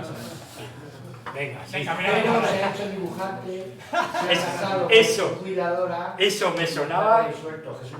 Me sonaba porque yo incluso he oído una entrevista de ahora al tío, creo. Sí, sí. Me suena. Mira, el dibujo te salva hasta de eso, o sea, ya no lo podemos vender mejor. Exactamente, es que es como curativo. Esto es, por ejemplo, la portada para la revista La Marea, un número sobre utopía, ¿no? Y yo sobre esto llevo mucho tiempo trabajando, y aquí también hay una cosa simbólica muy evidente, ¿no? Que es como que hay que descorrer, como hablábamos antes, ¿no? Descorrer un poco esa cortina de humo digital para poder ver un poco más allá. Porque es que si no, solo vemos esto, solo vemos las pantallas refulgentes, ¿no? Y es verdad que hay que recuperar un poco de la proximidad con la gente, porque es que es desde ahí, es verdad que ahora estamos y también está el activismo digital y todos somos un poco partícipes de eso, pero es verdad que eso puede ser una cosa, pero es anecdótica, o debería ser anecdótica si queremos realmente obtener cambios reales, ¿no? Pero bueno, no está de más. Quiero decir que como el imaginario se alimenta de todo, pues también hay que crear imaginario dentro de las redes, ¿no? Pero es verdad que hay que luego, tiene que desbordar ese más allá. Totalmente, sí. Bueno, claro, y aquí, esto es para la revista 1515, que es una revista colapsista, ¿vale? De ecologismo así colapsista. Es interesante, hay gente muy interesante, no es para todos los estómagos quizá. Bueno, pero... tiene artículos más breves, déjale. Sí, pero bueno, que a lo mejor hay gente que ahí se dan por naturalizados ciertos puntos de vista y presupuestos que a lo mejor otra gente pues no los comparte o prefiere no compartirlos, no lo sé. Pero bueno, yo prefiero sumergirme en todo lo que hay y luego tratar de poner orden en la medida de lo posible, ¿no? Y este cómic es un poco el que cierra el libro, y es un cómic que tampoco es que se me ocurra a mí, sino que es una apuesta en común que hicimos con talleres que hemos ido haciendo también con compañeros de ecologistas y tal, de simplemente juntarnos con gente y hacer ese esfuerzo de imaginar juntos, por grupos y tal, cómo podemos rehacer las cosas, ¿vale? Cómo podemos reestructurar. Y yo en este cómic simplemente, que son como de 6 páginas, le llamé la visión, porque esa era un poco la idea, ¿no? Tener una visión común, compartir una visión. Y simplemente lo que hago es describir un poco lo que dijimos allí, ¿no? Esta idea de la visión, os cuento esta anécdota que para mí también fue muy... me resultó muy reveladora, ¿no? Que es un vídeo que está colgado en internet, que es una charla de Donella Meadows. Donella Meadows es una de las mayores científicas del estudio de la teoría de sistemas, ¿vale? Es un modo de abordaje de los sistemas complejos que empezó como en los 60, es una de las, junto con su marido, de las que redactó el informe de los límites del crecimiento, que es ligado a las reuniones del Club de Roma, no sé si es del año 72, son los primeros que vienen a decir que no se puede, que un crecimiento ilimitado en un sistema finito es imposible y que por tanto el sistema capitalista, tal como estaba entendido en esa época, tenía su límite, ya está, ¿no? Ahora ya lo sabemos, todavía no lo queremos. Pero el caso es que ella en esa charla habla de la visión y dice, yo estuve una época trabajando en las Naciones Unidas y colaboraba con el programa para la erradicación del hambre y de la pobreza en el mundo. Y entonces yo estaba ahí reunida con todas las miembros de distintos países que estaban en ese grupo de trabajo. Y entonces en un momento dado a ella se le ocurre preguntar, bueno, pero aparte de todo esto, ¿cómo os imagináis vosotros, cómo os habéis imaginado ya vosotros que es este mundo sin hambre y sin pobreza, ¿no? Se lo pregunta a todos estos. Y de repente toda la gente empieza a mirarse así y dice, la verdad es que no nos lo hemos imaginado ninguno. Claro, tú dices, hostia, un arquitecto cuando empieza a hacer una construcción se la imagina primero, es que si no, que empieza por el techo, por el... Claro, tú dices, hostia, ¿qué tipo de comisión es esta en la que un montón de gente bien pagada trabajan con un objetivo que es erradicar el hambre, pero sin embargo lo ven tan lejano que es que ni siquiera se han molestado en imaginárselo? Bueno, pues algo parecido a eso es lo que nos pasa a nosotros. Que hay un problema como de resignación, como si estoy aquí más o menos haciéndolo así. Sí, que no, estamos echando el rato aquí, porque esto sabemos que es muy difícil, es muy... Bueno, pues hay que... en la dirección, pero no, como no nos permitimos ir más allá, es concretando cosas. Pero es verdad que si tú no dices, ¿cómo es ese mundo en el que yo desearía estar? Es que es muy difícil... Sí. Ni te lo crees de verdad. Trazar un camino. Claro, es que no hay camino. transmitir a otro, es como Claro, y no se trata tampoco de hacer como una utopía ortodoxa en la que lo prefijas todo, porque eso también es muy naif y es un poco estéril. Pero sí, por lo menos desde el deseo, tener alguna vaga idea de, pues yo qué sé, cuando uno sale a su calle y de repente ve que hay un montón de contaminación y coches, y dice, joder, ya podía haber menos coches. Bueno, ya te estás encaminando. Ya estás estableciendo, o si estás, yo qué sé, con tu familia y está la mitad de la familia todos con el móvil en la mesa. Y tú dices, joder, pues ya podían haber dejado los móviles estos en la entrada o lo que sea. O sea, ya, estos son... Pero ese es el tipo de cosas, porque están basadas en nuestro deseo concreto, no es un delirio que nosotros proyectamos fantástico, sino... Entonces, bueno, eso es fundamental, o somos capaces de generar una visión colectiva desde la ilusión, pero también asentada en la realidad biofísica, o es muy difícil encontrar ese cambio, ¿vale? Yo por eso hago un llamamiento a la gente que trabaja en la creatividad como para decir, oye, que tenemos mucho más poder y mucho más responsabilidad y mucho más capacidad de impacto del que nos creemos.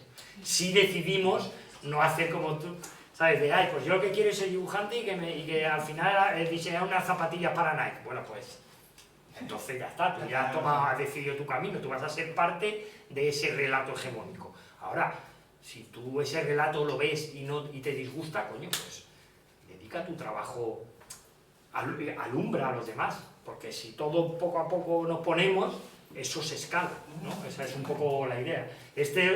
Lo he mostrado simplemente porque estos son 2 páginas de mi aportación al cómic de Ecotopías, ¿no? En el que, no, pues ahí está Flavita Banana, Nuria Tamarí, Darío Adanti, Josune Urrutia, Iñaki Landa y Miguel Ángel y Cristina Durán, que son premio nacional de cómic y tal. Y cada uno ha tirado la historia por su sitio, ¿no? Bueno, esta es la mía, simplemente porque veáis, bueno, es una historia, es un cómic, pero sucede en otra realidad, sucede en un mundo que ya se vertebra de otra manera, simplemente. Y yo ya no me he parado en dar explicaciones. Se entiende por sí mismo, ¿no? Se entiende, es el fondo. Es el telón de fondo, es que eso es lo que hay que hacer, de hecho. Y una cosa que ha pasado curiosa cuando hemos trabajado en este libro es eso, que a priori hay un vértigo tan fuerte ante ese vacío de algo que no nos hemos imaginado, que se da el bloqueo y es fácil, a mí me ha pasado, entonces lo que hay es que seguir, hay que insistir. Y nos pasó que los primeros intentos que hacíamos pues eran más descriptivos, eran más... se referían más al mundo de ahora, estaban como... Habría que justificar eso, y cuando la idea era, no, o sea, disfruta, despliega tu imaginación, o sea, sueña, invéntate una historia que sea interesante como historia, pero que te hable de otra manera de entender y de vivir, digamos, de vivir en el mundo, de habitar el mundo, ¿no? Y además quizás estos relatos son como más fáciles de interiorizar de primeras y luego ya el lector lo va Exactamente, colocando y... exactamente. Es utilizar las mismas herramientas que usa el entretenimiento o el mainstream, que son y que vienen desde la Odisea de Homero, ¿vale? El viaje del héroe, no sé qué. Sí. Bueno, pero es usar esos mismos resortes que nos atrapan a los humanos porque somos yonkis de los relatos para hacernos ver otra realidad. Porque es verdad que a través del relato y de cómo se entremezcla lo emocional y lo narrativo y los distintos planos de comprensión, el calado es mucho mayor. Y por eso cala mucho una peli horrible de Iron Man, pero también puede calar muy bien una cosa que vaya en la dirección opuesta, ¿no? Claro.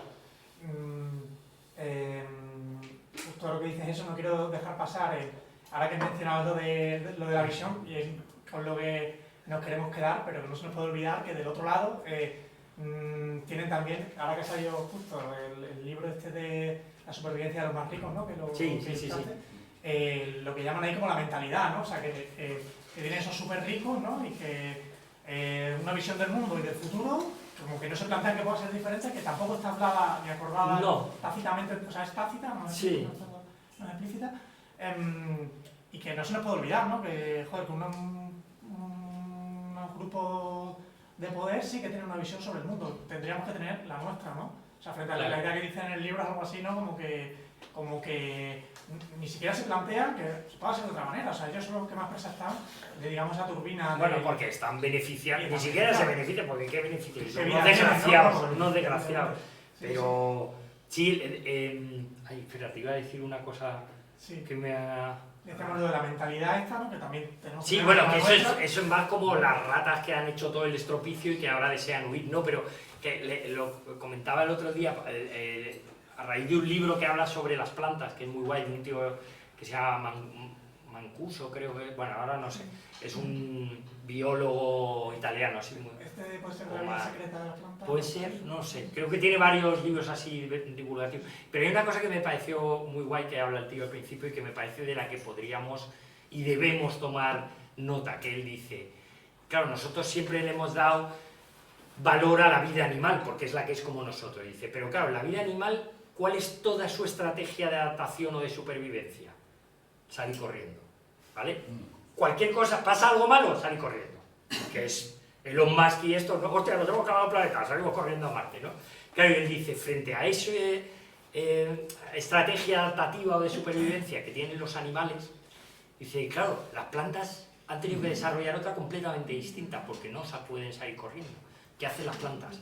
Adaptarse. Tienen una capacidad de adaptación y de resiliencia bestial, ¿no? Pues quizá ha llegado el momento en la historia en el que los humanos, y él lo plantea en términos incluso tecnológicos, empecemos a utilizar la matriz que nos enseñan los vegetales, que es mucho más resiliente y mucho más equilibrada, que esa otra, que ha tenido un sentido a lo largo de toda la historia, pero es que ya no podemos subir, ya está. Hemos llegado al tope. Ya no podemos subir. El ser humano, o sea, todos los animales huyen y nosotros también hemos ido huyendo y ahora ya no podemos subir, porque lo hemos llenado todo de nosotros mismos. Entonces, en este momento ya no es la huida hacia adelante, por más que el sistema es lo que plantea y estos locos que son como los representantes del sistema. No pueden salir de esa mentalidad, ¿no? Exactamente, pero justamente a lo mejor es el momento de aprender de ese otro manera de resistencia, ¿no? Que es la adaptación, y es que nos va a tocar hacerlo. Vamos a tener que adaptarnos de un modo bestial a la nueva configuración medioambiental, pero eso puede ser la oportunidad de por fin encarrilar en una lógica que es pro vida, que es a favor de lo que somos, ¿no? Y no antagónica, ¿no? Un poco, mira, esto queda muy bien así, como cerrando la idea, ¿no? Aprender a salirse un poco de nuestra propia mirada de humanos, eso también es muy importante. Nos hemos cerrado demasiado en un contexto puramente humano, ¿no? Como hablábamos de las ciudades, y es muy difícil ser consciente de las mutaciones que está viendo cuando uno está mirando una pantalla, viendo el metro, y te pones con otra pantalla, o sea, bueno, pues hay que abrir otras partes de nuestra mente. Sí, es como vivir de la humanidad, gran parte de... Y yo creo que, no sé, si queréis algo más o si queréis que hagamos algún dibujito o lo que queráis. Si Estoy comentar algo, abierto. si no, una cerveza, no, ¿no? echamos O una unas cerveza. cervecitas estaría muy bien también. Y si queréis... Bueno, Bueno,